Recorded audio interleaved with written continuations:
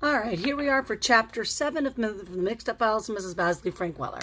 Remember to go back and reread the chapter, do your questions, your annotating, the vocabulary, and any connections you can make to the story. Maybe you connect to Jamie, maybe you connect to Claudia. But there are 3 questions I want you to think about and answer for me. And the first one was, how was Jamie's sense of humor revealed when he filled out the form for renting the post office box? Number 2, what might have happened if Jamie's friend Bruce had gone into the mastaba and discovered Claudia and Jamie? And number 3, how did Claudia and Jamie use the presence of Jamie's school class to their advantage? All right, here we go. So when they left the museum on Monday morning, Claudia walked to the bus stop without even consulting Jamie. Don't you think we ought to get breakfast first? Mail early in the day, Claudia answered. Besides, we want to get this letter as soon as possible. It will get there faster if we deliver it by hand, Jamie suggested. Good idea. We'll get our mailbox number, write it in, and then take it to the museum office. Since Jamie was official treasurer of the team, it was he who approached the man behind the cage window at the post office. I would like to rent a post office box, he declared. For how long? The man inquired. For about 2 days. Sorry, said the man, we rent them quarterly. All right, I'll take 8 quarterlies. That makes 2 days. Quarter of a year, the man said. That makes 3 months. Just a minute, Jamie said. He held a whispered conference with Claudia. Go ahead and rent it, she urged. It'll cost a stack of money. Why don't you find out instead of arguing about it now? Claudia's whisper began to sound like cold water hitting a hot frying pan. How much will a quarter of a year be, he asked the postman. $4.50. Jamie scowled at Claudia. See, I told you a stack. Claudia shrugged her shoulders. We'll take a long, long bath tonight. The postman hardly looked puzzled. People working at Grand Central Post Office grow used to strange remarks. They hear so many. They never stop hearing them. They simply stop sending the messages to their brains. Like talking into a telephone with no one on the receiver end. Do you or don't you want it, he asked. I'll take it. Jamie paid the rent, signed a form using the name Angelo Michaels, and gave his address as Marblehead, Massachusetts. He received a key to box number 847. Jamie Angelo Kincaid Michaels felt important having a key to his own mailbox. He found his box and opened the little door. You know, he remarked to Claudia, it's a lot like Horn and Harditz, except that we both have to complete a complete spaghetti dinner for the both of us, coming out a little door instead of just empty space. Paying $4.50 for empty space had been hard on Jamie. Claudia knew they wouldn't take a bus back to the museum. They didn't. Both Claudia and Jamie wanted to deliver the letter, but neither thought he should. Too risky. They decided to ask someone to deliver it for them. Someone with a bad memory for faces.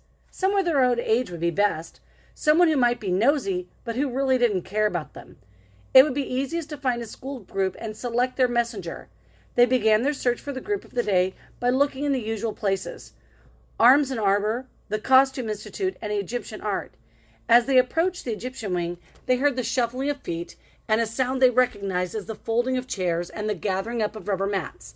They weren't anxious to hear the talk about mummies again.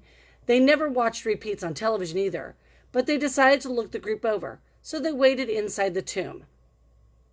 Now, Saxonburg, I must tell you about that Egyptian tomb called a mastaba. It's not a whole one. It is the beginning of one. You can walk into it. You can spend a lot of time in it, or you can spend very little time in it. You can try to read the picture writing on the walls, or you can read nothing at all. Whether you read or not, whether you spend a lot of time or a little in that piece of ancient Egypt, you will have changed climate for at least that part of your day. It is not a hard place to wait in at all. The group was moving past the entrance. Claudia and Jamie were relaxed and waiting, wrapped up in the vacuum of time created by those warm stone walls.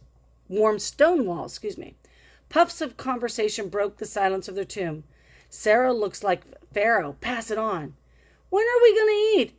Man, what a lot of walking.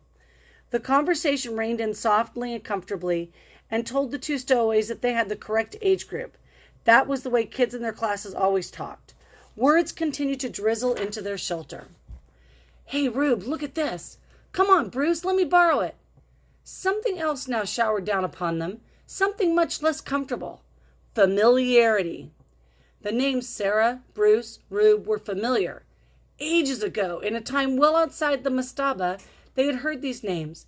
In a classroom, on a school bus. Closer, louder, the sounds poured in. Then one small cloud burst right outside the door. "Hey, let's go back in here."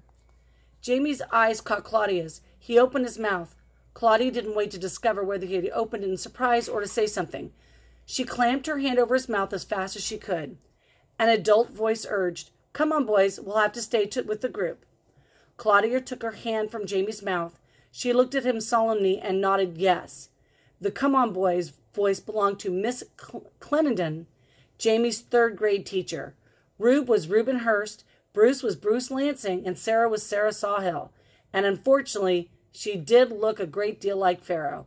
Believe it or not, the mountain had come to Muhammad. The school had come to them. Well, at least Jamie's class had. Jamie was furious. Why had Claudia muzzled him? Did she think he had no sense at all? He pulled his eyebrows down and made his best possible scowl. Claudia held her fingers up to her lips and signaled him to stay quiet yet. The sounds of third-grade shuffling and third-grade jostling faded from their shelter. The quiet of the ages returned to the tomb, but not to Jamie. He couldn't contain himself another minute. He could still feel the pressure of Claudia's hand over his mouth. "I have half a mind to join that group and go back with them and just be mysterious about where I came from." "If you do that, it'll show that you have half a mind. Exactly half. Only half. Something I've suspected for a long time. You can't even see that this is perfect." "How perfect?" Claudia slowed down. "You go to the museum office, deliver the letter. Tell them you're in the third-grade group that is visiting from Greenwich, and someone asked you to deliver the letter. The teacher said it would be okay. If they ask you your name, say Bruce Lansing, but only if they ask." "You know, Claude, when I'm not wishing I could give you a sock right in the nose." "I'm glad you're on my team. You're smart, even if you're hard to live with." "You'll do it then?" Claudia asked. "Yeah, I'll do it. It is perfect. Let's hurry before they come back." Jamie entered the museum office and Claudia stood guard outside the door. She intended to step inside the office if she spotted the class returning. Jamie wasn't gone long.